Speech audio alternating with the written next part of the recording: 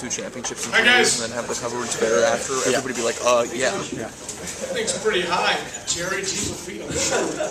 And loud.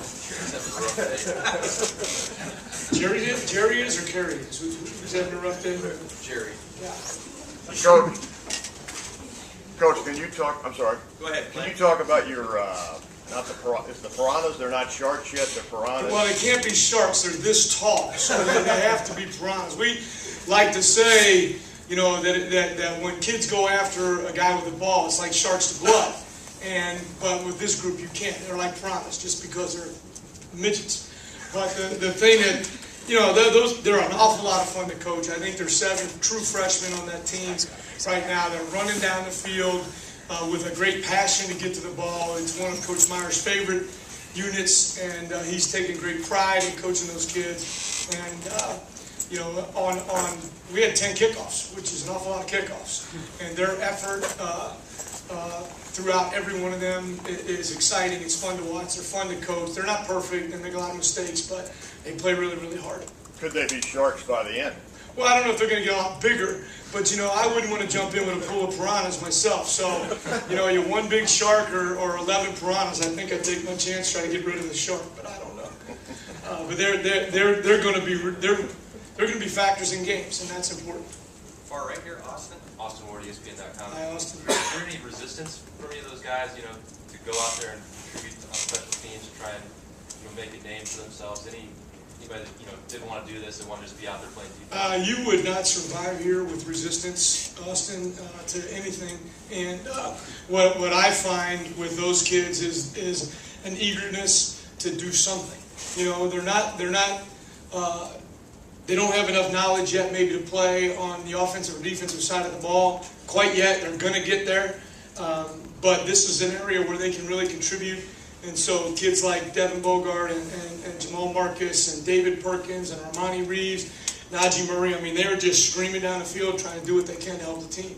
And that's one of the great things about college football. You know, you get to play those guys and you get to enjoy what they do. And they're a lot of fun, but no, there's no resistance. Coach, give them a, for example, yesterday in the team meeting you were talking about on one kickoff, ball sailing 60 yards, you have 3 of these guys that make contact inside the 10-yard line. Yeah, well, to me, that's one of the most impressive things. You know, every week we work on just the speed of the takeoff, getting down the field. We have Thursday races, which is a thing Coach Meyer has put in place for the kickoff team. We actually race down the field every Thursday. That unit, he stops the film on Friday. We pick the winner. It's a big deal. And when we go out on the field, you know, we're talking to them before they take the field, and we say it's Thursday races. That's what this is. So Saturday night, on 3 occasions, their returner has the ball, and we're making contact before he's reached the 10-yard line. So our guys have run 60 yards in the time that the returner has fielded the ball and gone 5. And so that's a real mission on our part to get down there. And Drew Basil's a big factor in that as well. The hang time and placement of the kick are critical, and he had a great night Saturday night. But that's what we're trying to do. We want to take that picture on film of where they are, how fast, who gets to the other team's 40-yard line first, and then where they are in relation to the returner when the returner begins to come forward on the field. Did that explain that, Jerry? Okay, thanks. Tim May, Columbus Dispatch. Hi, Tim. Hey, Kerry. Who's the ringleader of that group? You know, right Coach now? Meyer. Then past that, once they deploy. The guy that's starting to take a little bit of leadership with that group is Zach Domicone. So now you're talking about a senior guy who's surrounded by all these freshmen, you know, and they don't know what they don't know. And he's starting to gather them up before we go take the field. And you know, we've given them examples and we're reminding them of things every time, and it's always the same things. You don't want to put too much on their plate. But he's starting to take some leadership with that group and inspire them and motivate them. And, you know, and when you can see it. I mean, if you're watching the game, after that tackle's made, there's 11 guys celebrating that thing. You know, Drew Basil's running down the field like this because he knows what's going to happen. So, but Zach Domicone, I would say, is the guy. There's a movement afoot to eventually, some people think, take the kickoff out of football. Yeah, I think it'll come out eventually. unfortunately. Yeah, I was gonna say, I mean, you know, here you are, you're fired up about what you're seeing out there. Oh, yeah. Just, do you think it needs to come out of football, or is Well, that? absolutely not. Yeah. To me, it's one of the most exciting plays because there's so many things that can happen. And there are teams, to be perfectly honest with you, and we're playing some of them who've made a conscious decision they're going to kick the ball out of the end zone every time they can, let you have the ball at 25 and go. And what we've decided is that we're going to try to keep you inside the 20 or the 15 and you know, follow the whole plan to win. Put the ball down there as tight as we can. So we're intentionally not kicking it out of the end zone because we like the way those guys run down the field and cover. Far left, Jared. Hi, Jared. Hey, so I had a quick question about Bradley Roby. There's a lot going on. Yeah. So I don't know if you know, it's literally 6-0. Literally. It's pretty good. When we met with Bradley last week, he described how he desperately wanted to get a pick in this game. Yep. And he talked about he had seen opportunities in tape study of particular routes that he knew he could jump and he could get an interception. He described the first pick that he ran back as one of those plays. Mm-hmm. Does that underscore the value of tape study, in particular for cornerbacks, to be able to evaluate what a quarterback is going to try to do? Absolutely. I think that every position studies film in different manners and different regards. For the kids that play the cornerback position, their film study is much more exclusive to the individuals they're going to be playing against, meaning the receivers and the quarterback.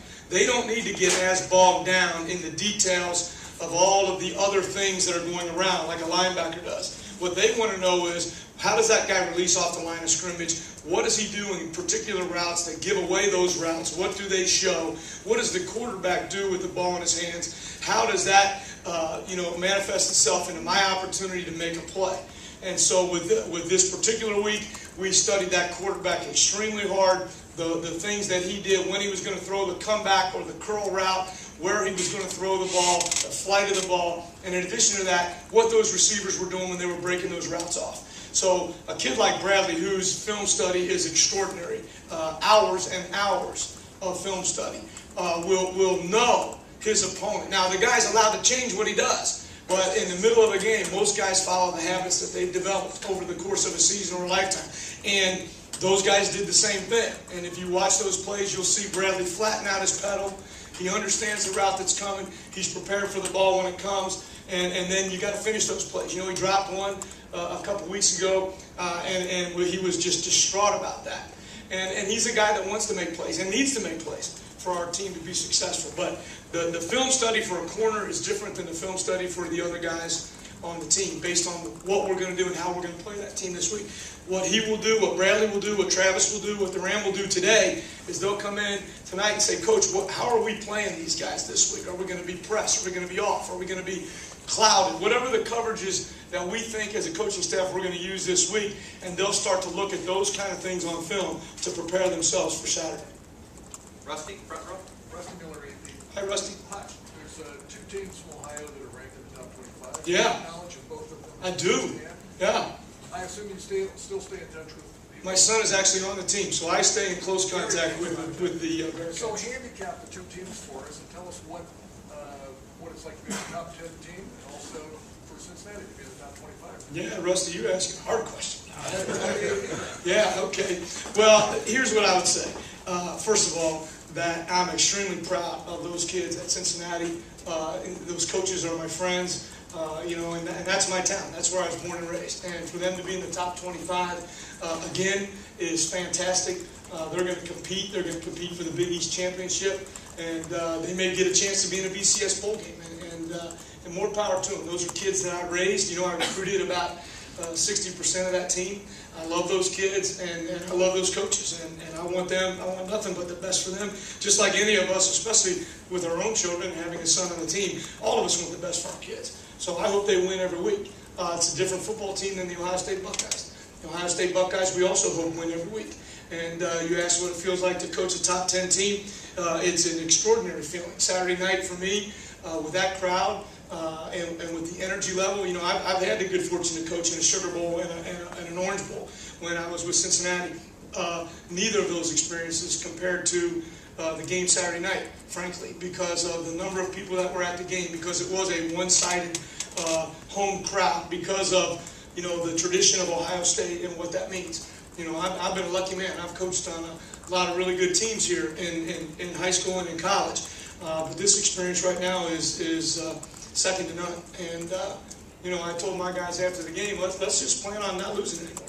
You know, I mean, this is pretty good stuff, and it is. And our kids are, you know, I think they're on a mission. Transition's hard, you know, for kids, for coaches, for everybody. This is the third time I've been through it with a new head coach in a first-year experience, and what I'm learning and what I'm watching is phenomenal. So this is really exciting. It's really exciting.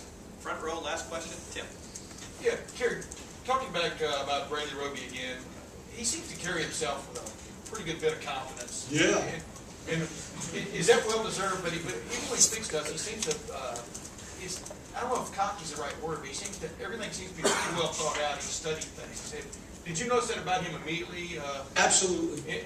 And how does that help a corner to have that kind of confidence yet have those study habits, I guess? Well, the confidence, as all of us understand, confidence comes from knowledge.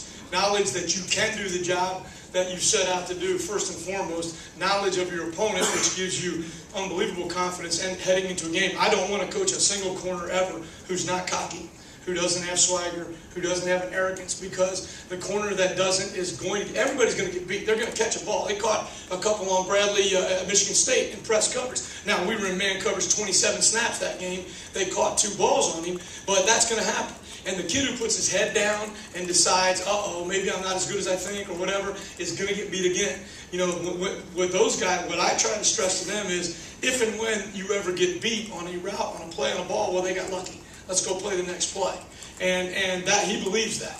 He doesn't think he should ever get beat. And I don't think he should either. When he does get beat, there's usually a fundamental flaw in his technique. He got lazy. He allowed, you know, his mind to drift, to lose focus. That's where the film study comes from. So, you know, the reason that he's good is that God gave him a lot of ability level. But the reason that he's great is because he's taken what God has given him and he's mastered his craft. And he's much better. I want you to understand something now. He's much better than he was. Certainly when I got here in March, I can't speak to what he was last year, but I watched the film. He's much better. He's by no means a finished product. He's going to be a phenomenal player. But he's much better than he was. He's worked hard at his footwork, at his craft. He studies it. And frankly, I think the sky's the limit. I think Bradley's first-round draft pick down the road. I really do. Coach, thank you very much. Okay, good. Thanks, guys. All right, have a good day. All right, we'll have Coach hit